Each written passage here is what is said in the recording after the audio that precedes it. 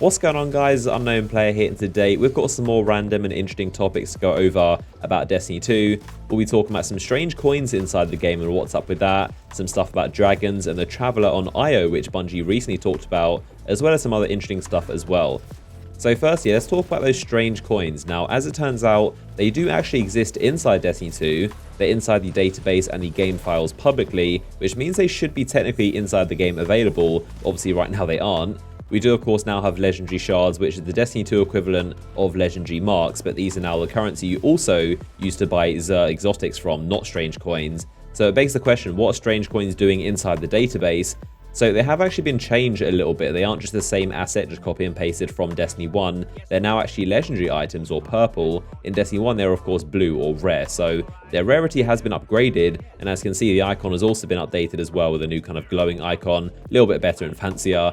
Now, they do have a new description as well, which reads, "A curious artifact of the Nine, present to Xur during his weekly visits for a reward."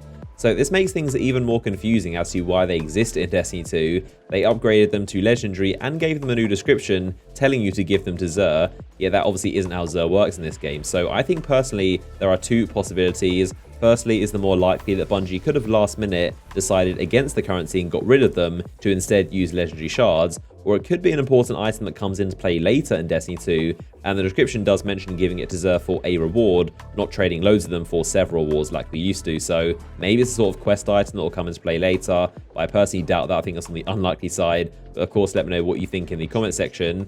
The main weird thing is that they are publicly available inside the database, not classified or hidden, and 99% of items in the database that are public are available inside the game. There's a ton of stuff still classified, like the Iron Banner gear, the faction gear, stuff from the Prestige raid. So it's strange to see this is like literally the only item in the public database that you can't actually get inside the game, but it's something pretty interesting nonetheless. So next up, let's talk about some of the biggest mysteries inside the Destiny universe, the Traveler, dragons, the Ahamkara, and how it relates to the moon of Io. So this weekend, Bungie went to EGX, which is a gaming event inside the UK, and Deej was with some of the world designers and artists talking on a panel about destinations.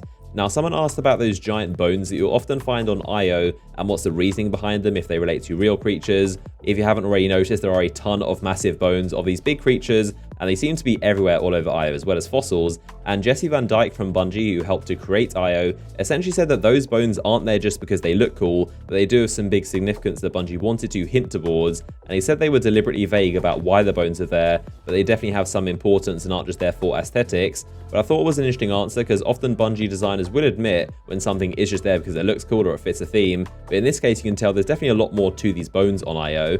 Now, the reason these bones are a big deal is because they most likely do relate to the Ahamkara, which I'm sure you've heard of. These were dragons that used to exist, and they became very dangerous, which is why the Vanguard ordered the Guardians to extinct them and basically hunt them until they all died.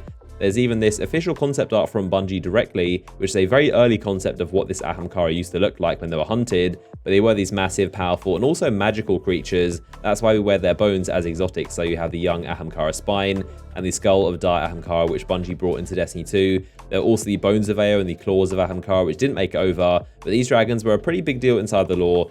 Now, the reason that Io is particularly interesting is because it's a moon of Jupiter, and inside the lore it said that some of the Ahamkara survived the extinction around Jupiter. So this suggests there might be some of these Ahamkara dragons still living on parts of Io, maybe different areas to where we're at, but still living around this Jupiter area, and these bones almost definitely belong to some dead Ahamkara dragons, and it probably makes sense to why Bungie were being so vague and kind of cryptic, and how we might find out more about them in the future.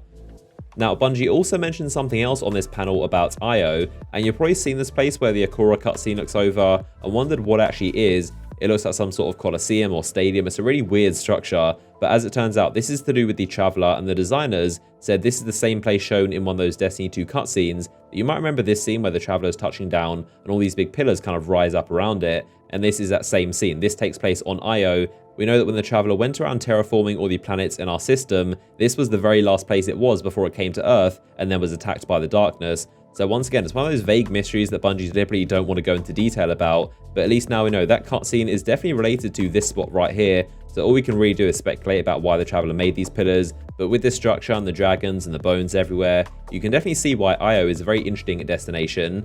Now, I also wanted to talk about guided games and some of the things that Bungie recently announced with it. This, of course, is the Raid and Nightfall matchmaking system that's currently in the beta testing through these tickets that a few of you will have received in your Postmaster.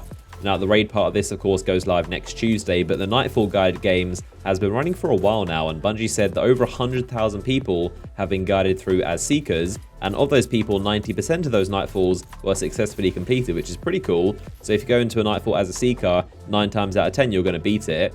They said that microphones and joining the voice channel are highly recommended, even if you can only listen in, and obviously it's going to be essential for the raid. There's no chance you're doing the Leviathan without speaking on the microphones. I mean, the Gauntlet and the Dog section is definitely important, but especially for Callus, it's going to be literally impossible without calling out those individual symbols.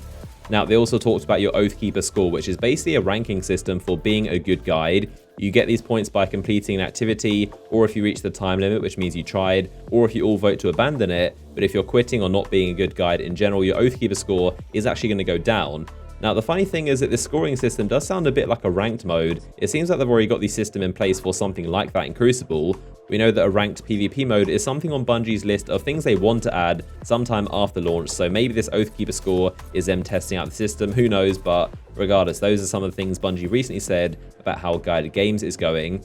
Now, I also wanted to quickly clarify something I talked about in my latest video, which I saw quite a bit of confusion around, but this is to do with those special bosses that show up during the Flashpoint. And I talked about how there are these sort of high value targets that don't drop any loot chests like actual high value targets do, and they're pretty much useless other than dropping a token. Now, I saw some people saying they do drop chests where they initially spawn. That's actually not the case. I think the knight is what's confusing everyone, because there are 2 different knights that spawn in this area of Titan, not to be confused. So you can see them both here next to each other. They're different knights, and the Fisher Knight is the one on the left you can see is really angry with me, and he's the actual high value target. He's there all the time, and he will always drop a chest where he spawns against that wall. Now, the other guy next to him is the boss I was talking about. He's the new guy that's special because he is only on Titan for the Flashpoint, but he doesn't drop any loot chests, not even where he spawns. I looked around. This guy drops nothing other than sometimes a token. So this is why they're basically fake high-value targets, and him and the Wizard are the same thing. They're both descendants of Savathun, and they're both essentially here for the Flashpoint. They don't drop any chests.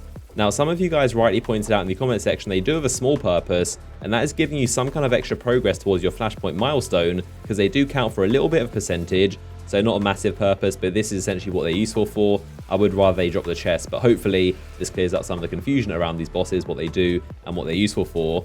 So there you have it, a rundown of some more interesting Destiny 2 topics. Once again, your support on this channel has been unbelievable recently, and there's been a lot of new subscribers, so I hope you guys enjoy all my future content, and I appreciate you guys if you subbed yesterday or 3 years ago. But if you enjoyed this video, a like rating would always be much appreciated. Click the image on screen right now to be taken to another video I recently made, and I'll see you guys in the next one.